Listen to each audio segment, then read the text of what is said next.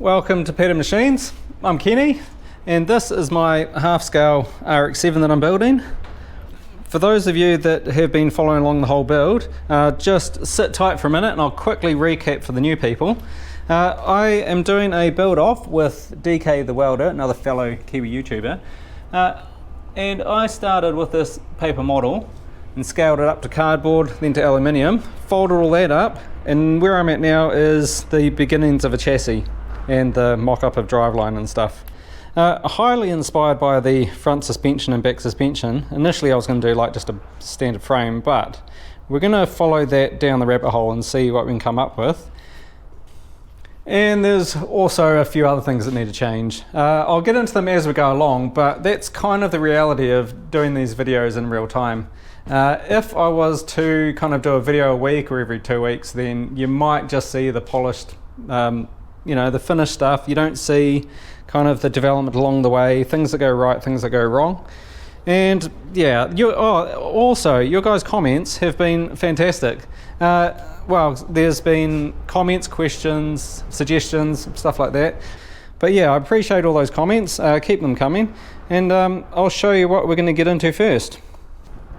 Now, I had a chance to play on poor man's CAD, SketchUp online. It actually works pretty well for me. I understand how to use it. It's pretty basic and crude, but it's just to get the ideas down so I can develop them further, and then when I get to points like this today, I kind of get an idea of where we're heading. So a lot of it's changed from this base model, but as it stands, it's how do we describe this? A-arms that hold the spindle, that's all solid. Suspension up to this is part of the frame, which I'm going to decorate as strut brace. So that's structural, which takes the load of the wheels, transfers it down to the chassis and off to back end.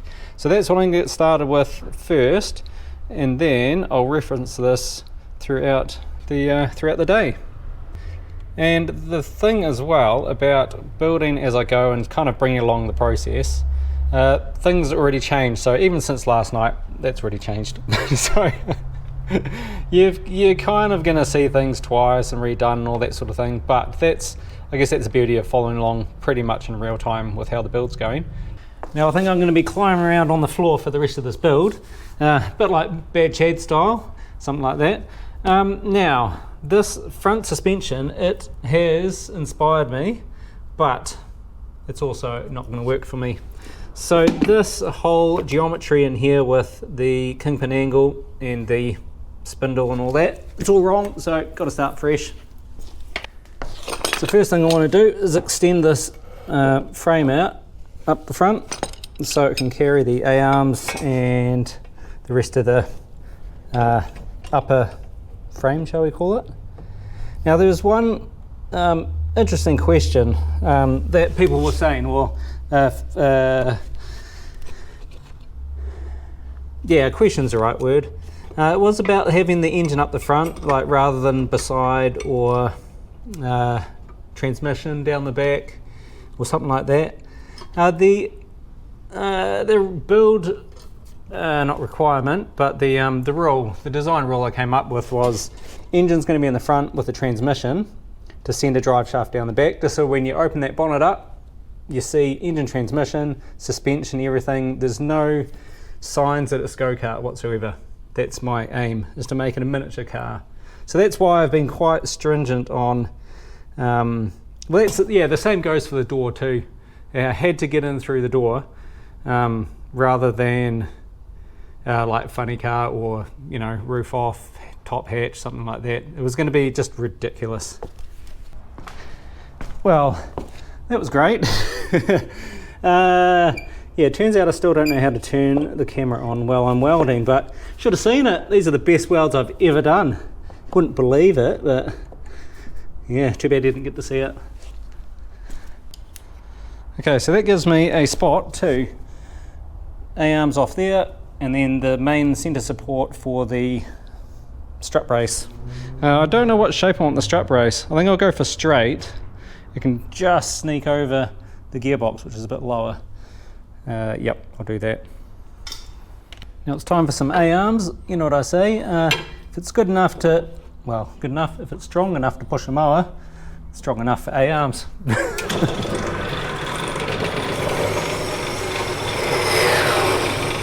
Oh, that cut it like butter. That might be a little too on the soft side, but let's go with it. We can see where it breaks. Be a good test.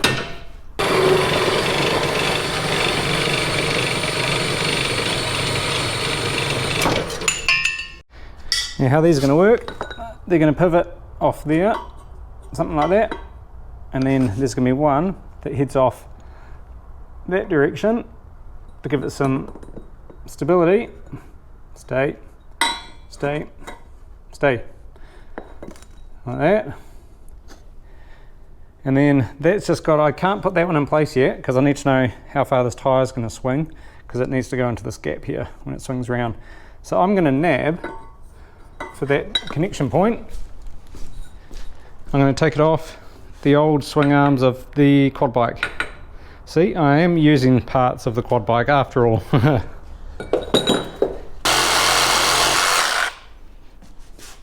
I want that as well.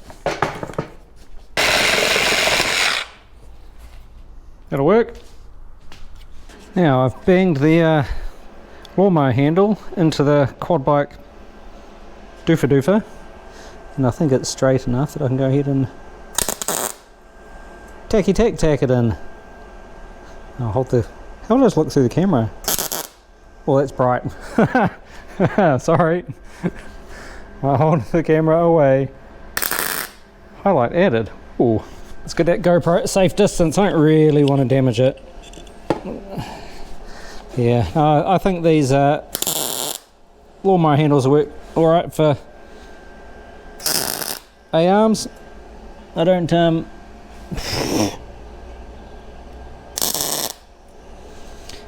see that there'll be too much stress on them. It's only just to hold the wheel in place this way and this way, and by the time I get the other one off, we should be good. Should be good. Now welding's not my forte. Wow. Not much. Wow. Yeah, not much in this shed is. So once again, I'm here to prove it that you don't have to be.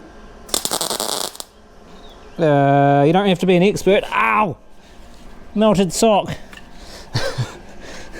What was I saying? You don't have to be an expert to build stuff. Oh, that's one thing. Yeah, it's so easy to come up with an idea, share that idea with someone, and then they can poo-poo it and tell you that it's a waste of time. I guess that kind of goes to like the same as this thing. It's what are you building? Oh, an exactly half scale RX7 that you can climb in through the door. And wouldn't it be easier if you just made it a, you know, climb in through the roof or something like that? I'm like, yeah, it's a bit too. Actually, you know what? I'll show you where my inspiration came from. I'll pull it up on YouTube, and maybe I'll mute it so it doesn't get copyrighted, but I'll show you where my idea for the through the door came from. So this is my original inspiration, well, one vehicle of it. It's a half-scale Plymouth Superbird, and it's powered by, this one's just got your standard 4-stroke in it. And the reason why I've got that strict design rule that it has to be through the door is this point right here. So this is why I'm being very particular that it has to be through the door, the roof can't come up, the funny body style, you know, the body can't tilt up, it's got to be through the door, so it's like this. Just looks ridiculous. Like, he must be 6 foot, that guy. But I'm sure my RX7 is slightly smaller. Well, it'd be considerably smaller. So that's the initial idea that kind of sparked it off once I bought the little rotary engine. And that's why I've got that strict rule about the, you know, the door entry. So that did come up quite a bit in the last video, so I thought I'd just cover that. But that's why I've got that strict rule about the you know, doorway entry only. And that's also where I came up with the, it has to be a rotary engine. It can't just be a, you know, your standard 4-cycle engine, and it had to be up in the bonnet as well. So now these, I've measured the center on the chassis, and I'm going to eyeball it down this end get it somewhat close. It's not too critical, I don't think. As long as there's enough play in there that a weeble wobble in the out of sync with that army thing. The army thing. If that arm is all out of skew with, then not too critical. So I'll go and tack this in. See, that's the benefit of using old stuff. Oh, yeah, of course. Not a professional.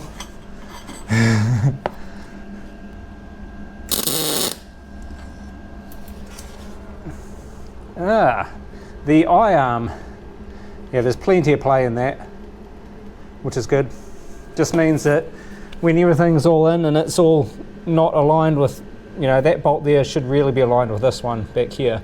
But if they're not, doesn't matter. There's more than enough play in that. So I'm happy. I'm happy with old stuff. Yeah. And the next item I'm needing is some rollerblades for the wheels. If I've got any left. Uh-oh. Yeah, I tend to go through a lot of rollerblade wheels. And I don't appear to have any. Don't know where they are. Where did I last use them? There we go. 4 bearings, perfect. So rollerblades have always been a good place to pick up, bearings from. So each pair of skates you get 1, 2, 3, 4, 5, 6, 7, 8, 16 bearings, and usually you can pick these up for $5. So I figure, I don't know what the price on bearings are, but 16 for $5, yeah, or whatever it is, that's pretty good deal. And I don't know that they're that high of quality, but with what I do, they are more than capable. You're not going to put high speed through them on a steer. Oh, that's getting pretty skinny, isn't it?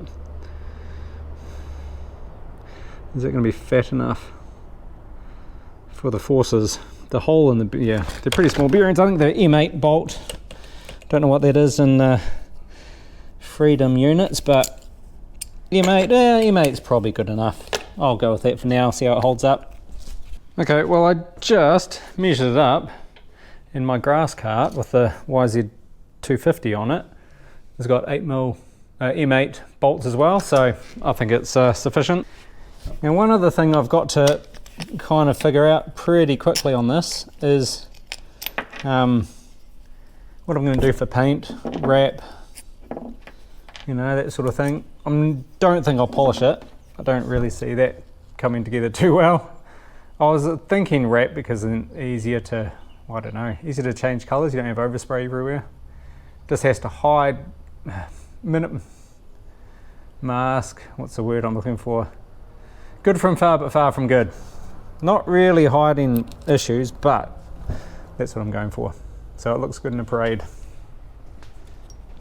I can't wait to be grown up and finally have a good supply of like a metal rack of stuff. Just, like new stuff rather than doing stuff like this.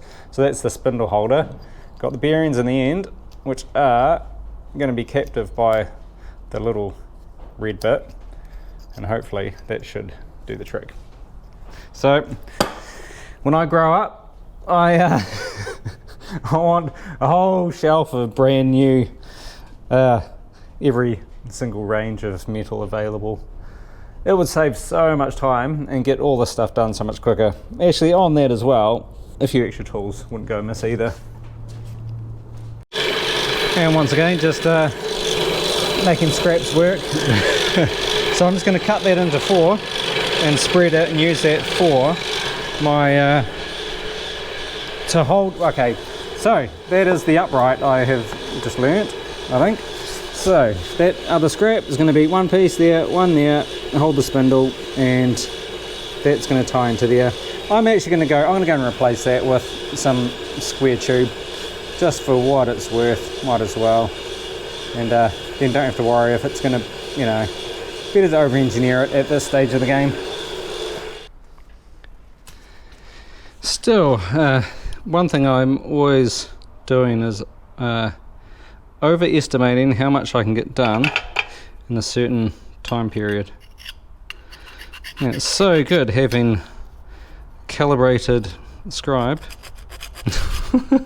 This just shows you my level of precision engineering, or should we say lack thereof. Well, works to my benefit too, doesn't it, when I don't have to be precious about my tools. I don't have anything in my workshop that would benefit from a finely calibrated vernier caliper. But here we are, I use it for a scribe. So that was another thing that I wanted to ask you guys. What is it that you enjoy watching? Might as well get into that now.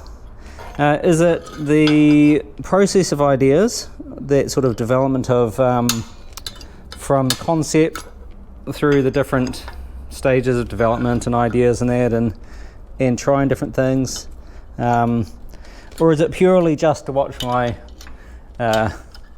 engineering skill, or is it just comedy? Comedy engineering. I don't know. I hope that I give hope to some of you that are wondering whether you need to know what you're doing, because I sure don't. Well, to a certain extent.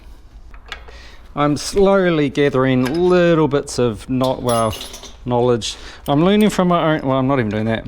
I'm making mistakes, and I'm trying to note it down for next time, the mistakes.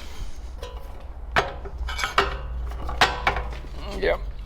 So this drill press here, it is just in case you're wondering, Walker Turner Company Incorporated. Oh, look at that, New Jersey, for wood and metal. Well, that's good because I'm using it for metal. So rather than use my vise there, I'll just use that to stop it spinning. I think it should do the same job, eh? Get that lined up in place. Is this how the professionals do it? Because I'll get it started first. Yep. So let's get this whole, I don't know how to, oh gosh. Oh, it doesn't have to be close. It's not even close. Yep, close enough. I don't think it's too critical. Just get these holes started and then I can clamp them down in place. So I do have two more rotary engines. I've got a 110cc one off a lawnmower. They in New Zealand here they actually have them on lawnmowers. So I do have a build in mind for that, and that'll definitely be a few months away. I'll let this one kind of do what it needs to do and settle down. Definitely, I'm sure, is a better way to do this. This is ridiculous. I mean, I could have just used flat plate and welded the corners. I don't know, I wanted this nice rounded, these nice rounded corners, and this has been a massive amount of work, where it could have just been make my own right to the measurement I need, but now I'm going to have to cut another flat plate to make up the difference in these, because they're going to fall short. Yum. Okay, story of my life. That's how it goes. I should be able to make this look good. That's the main thing, isn't it?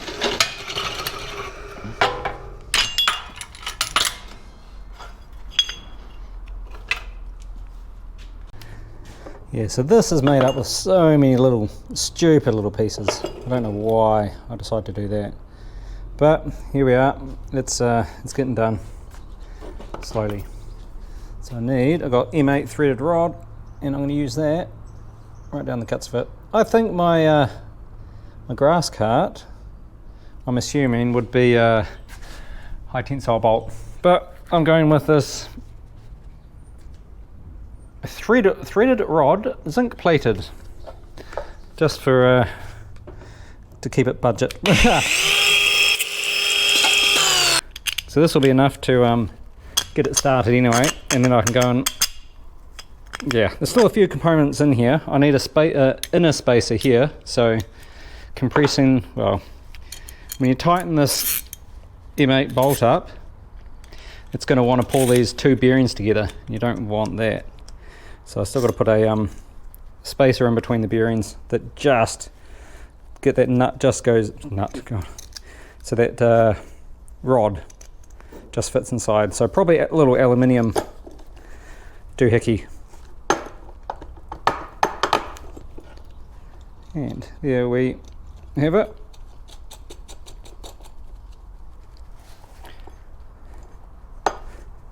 Sort of. Nope, not yet.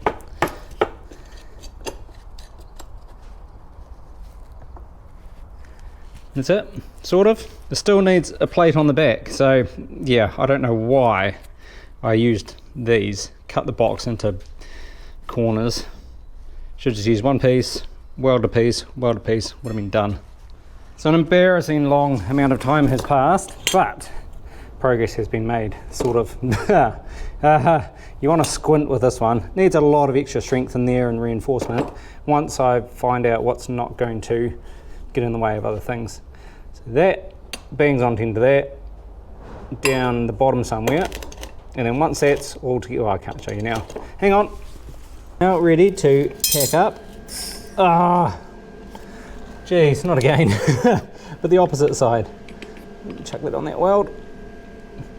Once everything is all ready and you're just teeteringly, is that a word? Teeteringly holding it, and then you forgot to get your ground on the right side of the rubber bush. Yeah, okay. Oh, there's a lot of stuff happening there that doesn't like to be welded.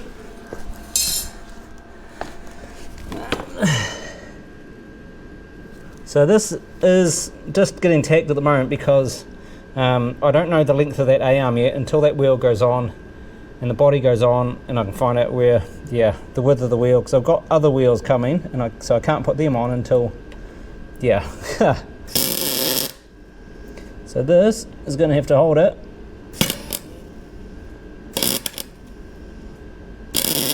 Well, doesn't like paint. Or, yeah.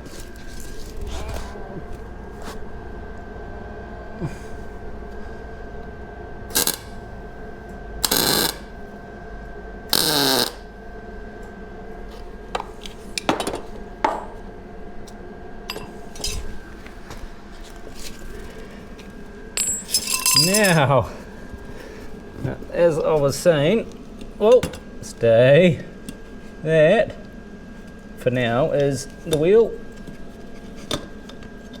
Something, it's a bit wobbly, but once I get everything in place, it should be pretty decent. Not much leg room. There's heaps at the front for your feet, but your legs, yeah. Actually, I'll show you something with this. Camber's probably a wee bit too much, but anyway, I'll show you with this steering geometry. I've offset the spindle, or that, whatever you call it, that shaft spindle, with the pivot point, so it acts like a shopping trolley to self-center. So I haven't actually put any angle on it this way, because if I did that when you steer, I'm going to have a small steering wheel. It's going to try and lift the front end, which I don't really want. So hopefully this will keep four wheels on the ground, but still stable-ish at speed. Well, speed. We'll see. It's only 8 horsepower. And it's about now. I highly regret working on the floor. So I think I'm going back to table, but maybe a lower table, just so I can get up to it easier. Got to burn through that paint. Yep, okay. Let's have a look. Now for the top of the suspension, it's going to take the weight. We're going to go with some shocks. Technically, are these second hand? I'm trying to build it second hand, but I've got a box of spare parts here, so couple of shocks. So I've got the steering wheel I can use, I've got fuel tanks. I could hook up a starter, pull start to it. We'll see how we get on. Now my thinking is, back on the floor. My thinking is these shocks being here, they shouldn't get away with the feet too much. And why was that? Oh yeah, so if they're sitting there, in my mind, it was already getting taken up by tyre anyway. So the line of sight here, like even if you had your leg there, it was going to get chewed by the tyre when you swing it round. So I'm pretty happy with that. So I'm going to stick that onto that direction. I was planning on lifting it up, but actually, let's go put the body on the frame and we'll get it to correct ride height, and then I can work out the height of all this. So the car's going to sit slightly higher because I'm replacing the sill that's on the body at the moment with the one that's on this chassis.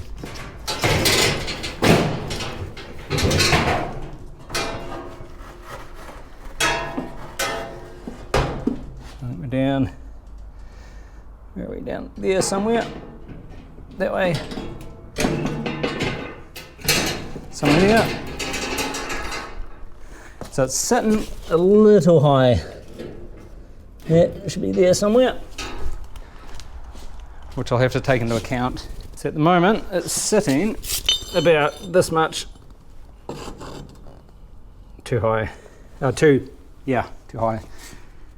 I think that wheel height, you got to ignore some of this camber on it because when it drops down to the normal height, but in terms of angle of angle of that guard there, I'm pretty happy with that. It's pretty normal. And width wise, you'll have to bring that in a bit. It's a wee bit far out, but let's see how we're looking for. So we can look for space in here. Yeah. Okay. Alright, so I've taken some essential measurements.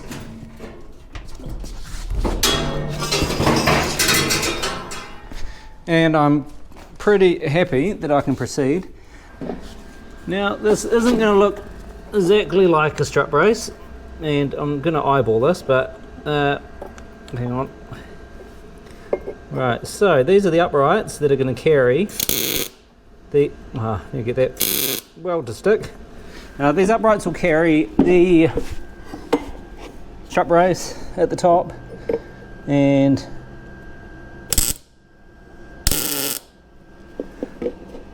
strut brace here, like that, carry the suspension. It does need, hang on, I'll show you. It does need these little circles at the end just to make it look right, so I can carry the top of the suspension. It'll probably come up there somewhere in the middle. Thought I should cut these now rather than do it later. Here's another thing, this old drill, it just slips. All my tools can't hurt me. Like if this binds up, just slips the belt, and the same with the lathe. Pretty safe. Oh, it's all coming together. This is actually starting to look good, somewhat. Still a bit boxy. I'll decorate it up. I might be able to, no, I'm not going to scoot that any lower. We're a bit tight there, I think. But this is how it's going to look. I can't do it one-handed. Hang on, I'm going to scoot you over here. Now, take a look at this. How this is going to look. Still some tweaking to do and so forth. But I'm quite happy with how it's all looking so far. Who would have guessed? Suspension. So there's enough room there. And what I'm going to do is, this in the position, I'm going to say this is the compressed state. So I want that to be the lowest that the car's going to be. So when I do get weight on it, I'm going to jack that up. And that's going to be a solid bar welded to that.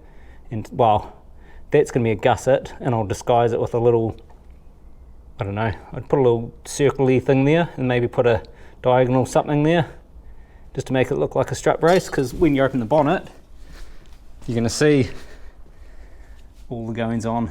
That's pretty cool. What do you reckon now? It's closer to how it should be. There's a bit of tickling up to do, tidying up and stuff. I was going to sit in it to make sure my legs can fit, but I'm going to quickly whip up this back end, get that mounted, and then I can put the body on, jump inside, and make sure that make sure I still fit. And you know how I said plans change? All right, follow me. Let me introduce you to the new axle.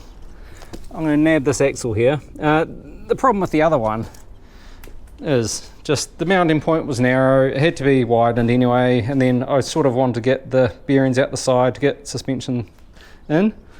And this one, it's already got the bearing carriers. It's a bit rusty, the bearings aren't overly happy, but I think I can lube them up and they should clean up fine. They're all, I think they're sealed bearings.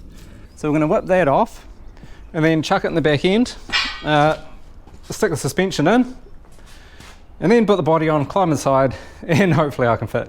Look at that. Rolling in style now. Was a once new axle. Still got to be extended. Or, might be able to just extend the hubs. No, I want to get the shocks out there. Yeah, we'll see. The shock. Might be able to use that as is. Next thing is we need some swing arms. Alright, conundrum. Shall I use those little mounting swing arm thingies? I've got 2 more for the front and I can use something else on the front. Or shall I steal these ones? They're getting a bit chunky. Earlier today I cut this off to use, but that's a smaller little doohickey which I prefer to use, so I'm going to re-weld. And this one I can cut off.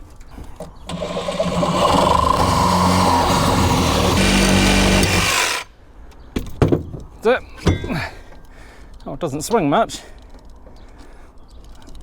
I can just loosen it up. I'm going to go and mount some swing arms.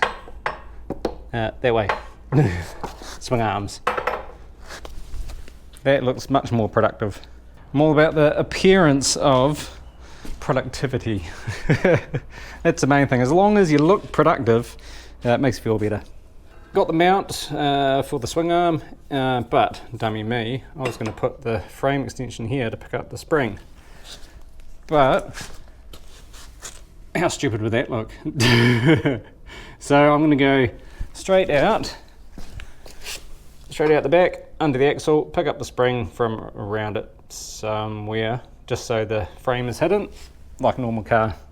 It's getting late, and I'm getting hungry, but we're just about there.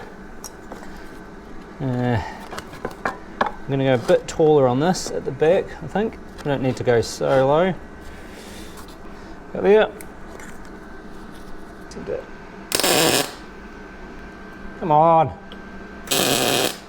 Can't get my weld to go to both pieces. For a wrong angle, I assume. Yeah, okay. Don't want it stuck too much because chances are I would have put it in the wrong place. This has been quite a grubby day, just crawling around on the floor. It's yeah, it didn't turn out as nice as I hoped. So this is going to get all gussets and everything, because there's a lot of non-standard practice type welding maneuvers going on. That's one.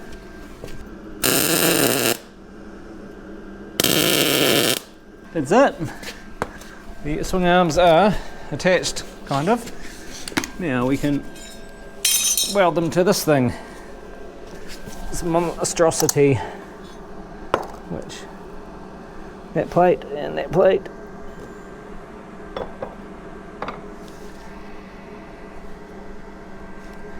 I've just got these wheels sitting here so I can get the center of where this axle should be. And we are looking good. Might crank up the welder for this one. Oh, what side of the rubber are we on? Nope, wrong one. Round here. Just get it in the way. It's better sounding, a bit more amperage through it. Well, it was not that I really know how to weld, but I pretend. Well, no, I don't even do that.